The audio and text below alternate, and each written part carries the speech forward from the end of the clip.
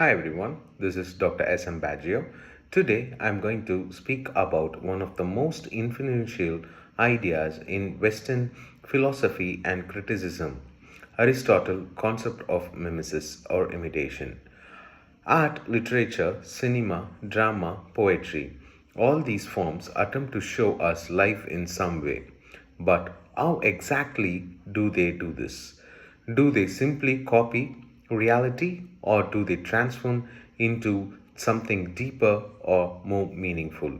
These questions were first explored semantically by the great Greek philosopher Aristotle, particularly in his work Poetics. According to Aristotle, mimesis is not a mechanical copying of reality, but creative imitation that helps us understand human life, emotion, and truth.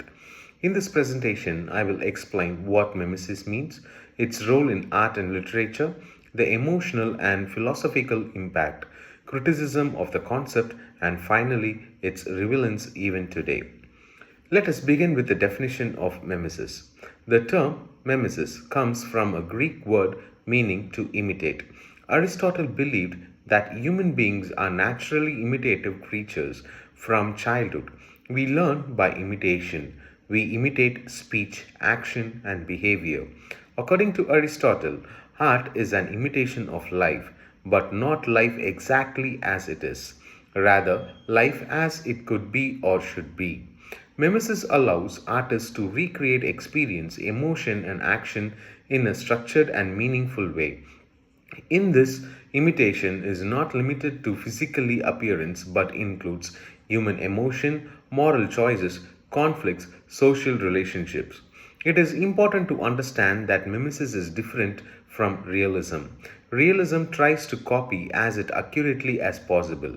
Mimesis, on the other hand, allows imagination, exaggeration, selection, and interpretation. Thus, mimesis becomes a creative process, not a mirror image of life. Aristotle's idea of mimesis has strong philosophical roots.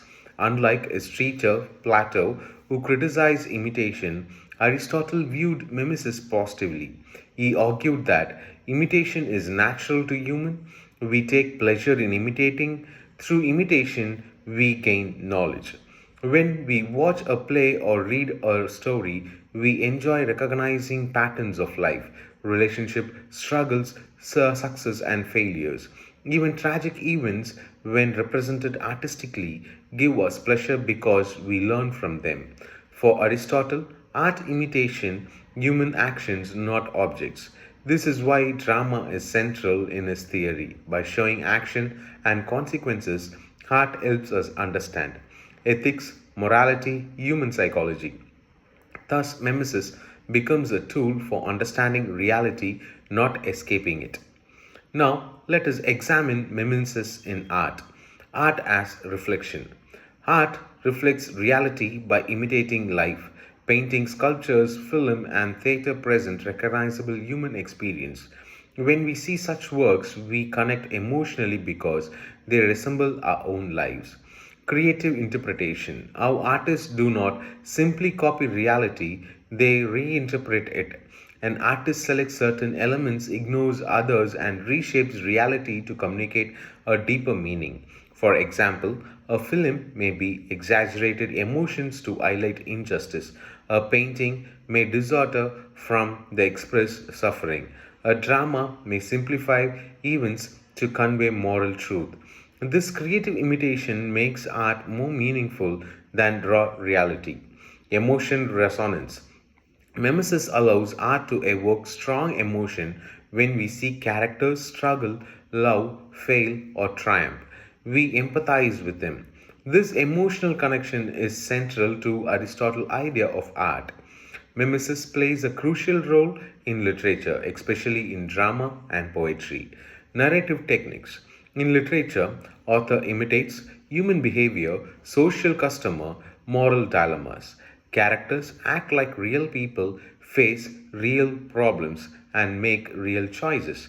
Through storytelling, writer imitates life is an organized form. Tragic and comic imitation, Aristotle makes an important distinction between tragedy and comedy. Comedy imitates ordinary people and flaws, often leading to laughter. Both forms of imitation reveals important truth about human nature. Catharsis, one of Aristotle's most famous ideas in Catharsis, through tragedy, audience experience emotion like pity and fear, which are then realized or purified. For example, when watching a tragic play, we feel sorrow for the hero and fear for ourselves. By the end, these emotions are cleansed, leaving us calmer, wiser. Thus, mimesis in literature forms a moral active in how can be it concluded to Aristotle concept of mimesis remains a cornerstone of art, literature, and philosophy. Mimesis teaches art is not mere copying, imitation is creative and meaningful. Art helps us understand life, emotion, and truth. Even today, when we watch films and read novels or enjoy theatre, we are experiencing mimesis in action. As art continues to evolve, Aristotle's idea of imitation will continue to adapt, offering fresh insights into how humans represent and understand their world. Thank you.